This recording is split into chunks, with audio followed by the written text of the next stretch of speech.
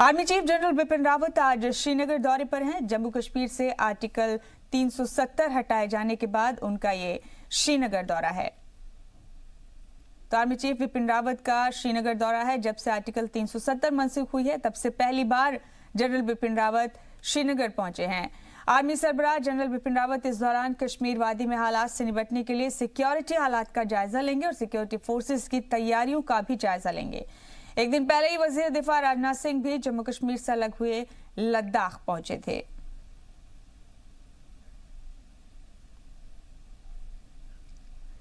जम्मू कश्मीर में आर्टिकल 370 हटाए जाने के बाद से पाकिस्तान की तरफ से सीज फायर की ज्यादा खिलाफ वर्जी हो रही है।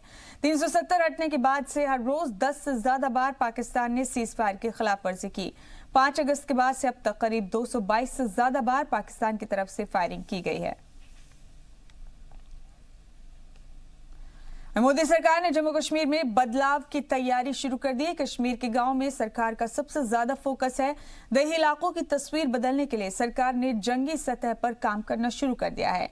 सरकार हर एक ग्राम पंचायत की तरक्की के लिए 5 करोड़ रुपए का फौरी फंड देने जा रही है। कश्मीर के गांवों को कुल 2500 करोड़ का फंड दिया जा रहा है। इसके अलावा सरकार मेट्रो भी चलाने की तैयारी कर रही है।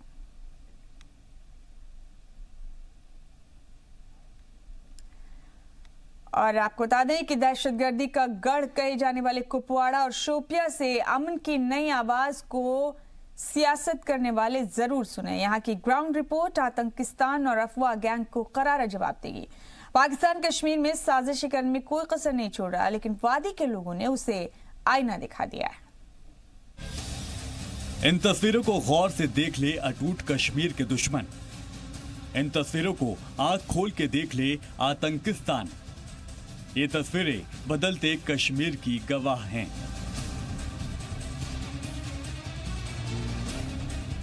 कश्मीर के कुपवाड़ा का नौजवान आज जिहाद के नाम पर भड़काने वालों को खामोश कर देगा।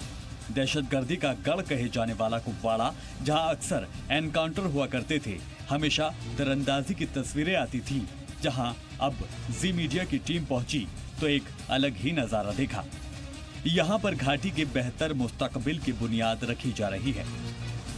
120 स्टूडेंट्स को हमने पास आउट किया यहाँ पे, और उसमें हम जो है मोस्टली जो है स्टूडेंट जो है वो बाहर की सारी कॉर्पोरेट्स में जॉब कर रहे हैं अभी तक। फॉर एग्जाम्पल KFC होटल है, या इसी तरह हमारे रेजोनेंस होटल है। तो डिफरेंट स्टेट्स में जो डिफरेंट कंपनीज में वो काम करने के लिए तैयार है। यानी कि आपको लगता है कि अब कश्मीर का युवा जो भटक जाता था, जिसको लोग भटकाने की कोशिश करते थे, अब वो भटकेगा नहीं, कहीं इधर उधर जाएगा नहीं। अब वो सीधे अपने करियर पर, अपने फ्यूचर पर फोकस करेगा इन माध्यम से। बिल्कुल सर, ये जो यहाँ पे कोर्सेज करवाया जा रही है, इसका यही मोटिव है कि जो कश्मीरी यूथ्स है वो अपने आप को अच्छे से स्ट्रगल करके अपने भविष्य का ख्याल रखें और अपने फ्यूचर के बारे में हमेशा सोचें। तो उसके लिए हम यहाँ पे मेहनत करवा रहे हैं उनको। अब कश्मीर का नौजवान गुमराह नहीं होगा, क्योंकि अब वो पत्थर नहीं, कीबोर्ड पर उंगलियां चला रहा है। कुपवाड़ा के इन बच्चों के लिए दहशतगर्दी नहीं, रोजी रोटी जरूरी है, क्योंकि उनके कौशल से कश्मीर की तरक्की होगी। फैजान खुर्शीद, जो कि कौशल विकास सेंटर में ट्रेनिंग ले रहे हैं, उन्हें IAS बनना है। फैजान आर्टिकल 370 के हटने से खुश हैं। उनका मानना है कि इससे नौजवानों को बेहतर मौके मिलेंगे। एजुकेशन है वो सिस्टम बहुत अच्छा है, और अब तो कंपटीशन और भी टफ होता जा रहा है। तो उसके लिए मैं पूरी मेहनत कर रहा हूँ और लगन के साथ आगे बढ़ने की कोशिश कर रहा हूँ। इंशाअल्लाह बहुत ही जल्द मैं अपनी बुलंदी को ऊंचाई छू लूँगा।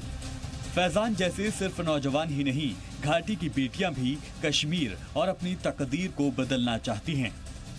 क्या पढ़ाई करेंगे आगे चलकर, और किस तरह से आप अपना माहौल देखती हैं? आप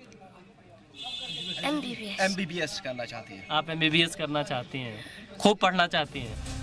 जी मीडिया की टीम जिस स्किल डेवलपमेंट सेंटर पर पहुंची, वो कुपवाड़ा के देही इलाके में वाक़ है। पिछले 1 महीने में 60 नौजवानों को इस सेंटर से नौकरी मिली है। दरअसल घाटी के गांवों पर हुकूमत का सबसे ज्यादा फोकस है। देही इलाकों की तस्वीर बदलने और यहाँ के मुस्तकबिल के लिए हुकूमत ने जंगी हालात के लेवल पर काम करना शुरू कर दिया है।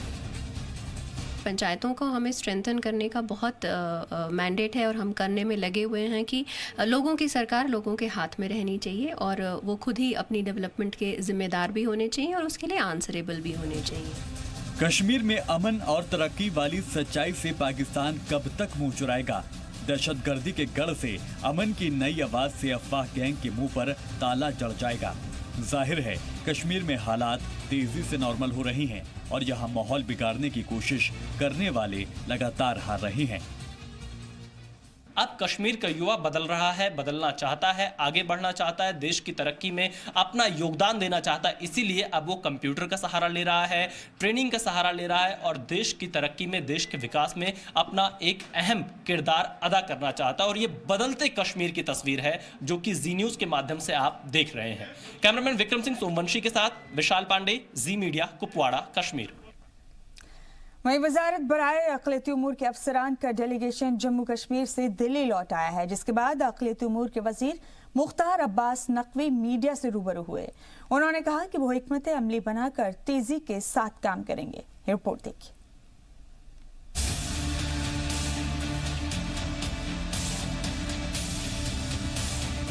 जम्मू कश्मीर से आर्टिकल 370 हटने के बाद से ही मरकजी हुकूमत की मुसलसल यही कोशिश रही कि वादी में तरक्की के काम में तेजी हो। इसी सिलसिले में अक़लियती उमूर की वजारत मुसलसल कोशा है, क्योंकि आज़ादी के बाद पहली बार ये मौका आया है जब रास्ते तौर पर तरक्की की रोशनी जम्मू कश्मीर तक पहुँचती दिख रही है। जम्मू कश्मीर में तरक्की के इम्कानात को टटोलने की नीयत से 27 और 28 अगस्त को वजारत बराए अक़लियती उमूर के अफसरान का वफ़द कश्मीर के दौरे पर गया था, जहां उन्होंने रियासत के जिम्मेदार लोगों से मुलाकात की और तरक्की के कामों को लेकर हिकमत अमली पर बात की। 2 दिनों के दौरे के बाद डेलीगेशन गुज़िश्ता रात दिल्ली लौटा, जिसके बाद अक़लियती उमूर के वजीर मुख्तार अब्बास नकवी मीडिया से रूबरू हुए और अपने ख्यालात का इजहार किया। हम लोगों की कोशिश है कि जम्मू है, कश्मीर है, लेह है, करगिल है, वहाँ पर जो एक बहुत बड़ा गैप है डेवलपमेंट को लेकर के, चाहे एजुकेशनल डेवलपमेंट हो, चाहे सोशल हो, चाहे इकोनॉमिक हो, उसको भरा जा सके। उस सिलसिले में बहुत युद्ध स्तर पर हम लोग काम कर रहे हैं और जल्दी ही उन तमाम जो ज़रूरतें हैं उन ज़रूरतों को आइडेंटिफाई करके और ज़मीन पर काम दिखाई पड़ेगा। वजारत बराए अक़लियती उमूर इन्हीं काविशों में मसरूफ़ है कि आने वाले दिनों में वादी के हालात बेहतर से बेहतर हों और वहाँ तरक्याती कामों की रफ्तार तेज़ हो, क्योंकि जब जम्मू कश्मीर में तरक्की होगी तो यकीनन वहाँ के आवाम को इसका भरपूर फ़ायदा हासिल होगा। जी मीडिया के लिए दिल्ली से शुएब रज़ा की रिपोर्ट। वहीं लेह पहुंचे वजीर दिफा राजनाथ सिंह ने कश्मीर पर पाकिस्तान को एक बार फिर से करारा जवाब दिया है। राजनाथ सिंह ने अपने खिताब के दौरान कश्मीर मामले पर पाक को 2 टूक जवाब दिया। उन्होंने कहा कि पाकिस्तान से पूछना चाहता हूं कि कश्मीर कब पाकिस्तान का था जो उसे लेकर रोते रहते हो। कश्मीर कब पाकिस्तान का हो गया कि आप कश्मीर को लेकर बराबर रोते रहते हो। अलग रियासत बनाए जाने के बाद पहली मर्तबा लद्दाख पहुंचे वजीर दिफा राजनाथ सिंह के तेवर पाकिस्तानी हुक्मरान और पाक आर्मी के होश उड़ाने के लिए काफी थे। इफ्तिताही जलसे में काफी तादाद में मकामी लोगों के साथ ही जवान भी मौजूद रहे। राजनाथ सिंह ने इस दौरान किसानों, जवानों और साइंस के शोबे में बेहतरीन काम करने वाले लोगों को खिताब किया। राजनाथ सिंह ने कश्मीर पर पाकिस्तान के रुख पर जबरदस्त हमला किया है। उन्होंने पूछा कि कश्मीर पाकिस्तान का कब था जो इसे लेकर रोते रहता है। कश्मीर कब पाकिस्तान का हो गया कि आप कश्मीर को लेकर बराबर रोते रहते हो। कश्मीर कब पाकिस्तान का था। अरे भाई, पहले तो जो आज पाकिस्तान बना है वो तो भारत का ही हिस्सा था। किस बात को लेकर आपको आपत्ति है? क्यों अनावश्यक रोते हैं? आप पाकिस्तान बन गया तो हम आपके वजूद का सम्मान करते हैं। इसका मतलब यह नहीं है कि जो मन में आए वो आप बोलते रहें और जानबूझकर बड़े प्लान वे में कश्मीर के सवाल पर बराबर बयानबाजी करते रहें। दुनिया का कोई देश इसकी इजाजत आपको नहीं देगा।